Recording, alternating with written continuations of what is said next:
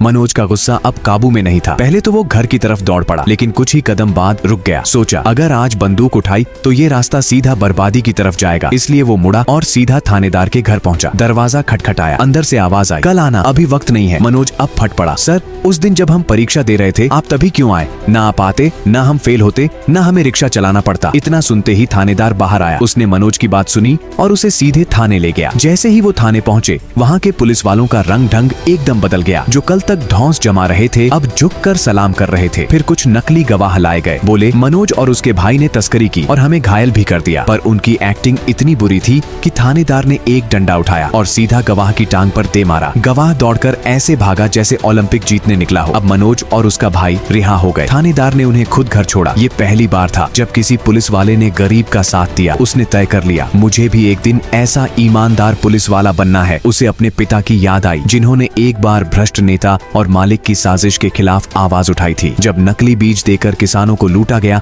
तो उसके पिता ने सीधा थप्पड़ जड़ दिया मालिक को। उसी दिन से वो नौकरी से निकाल दिए गए और एक लंबी लड़ाई में फंस गए। मनोज तब सोचता था कि ईमानदारी बेकार चीज है, लेकिन आज उसकी सोच बदल गई। उसने थानेदार से पूछा, सर मैं आपकी तरह बन सकता हूँ क्या? थानेदार मुस्कुराया और एक ही लाइन बोली, सिर्फ इरादा साफ होना चाहिए, मंजिल अपने आप मिल जाएगी। अगले साल थानेदार का ट्रांसफर हो गया। स्कूल फिर से वही पुरानी नकल की फैक्ट्री बन गया। लेकिन एक छात्र ऐसा था जिसने नकल नहीं की और वो था मनोज। उसने दिल लगाकर पढ़ाई की। 3 साल तक मेहनत करता रहा जैसे कोई दीवाना हो। घर की हालत और खराब हो गई। पापा आंदोलन पर थे और माँ ने गौ माता तक बेच दी। लेकिन मनोज की मेहनत रंग लाई। वो ग्रेजुएट बन गया। दादी ने कुछ नहीं कहा, बस अपनी बचाई हुई पुरानी तिजोरी से एक डिब्बा निकाला जिसमें थे कुछ सूखे पराठे और जमा किए पैसे। जा बेटा, अब तू अफसर बनकर ही लौटना। मनोज ने कुछ नहीं कहा, सिर्फ दिल में एक बात ठान ली, अब गांव लौटूंगा तो यूनिफॉर्म पहनकर। वो बस में बैठा, दिल में सपना, आंखों में चमक। पर जैसे ही शहर पहुंचा, उसका पूरा सामान जिसमें सारी जमा पूंजी थी गायब हो चुका था।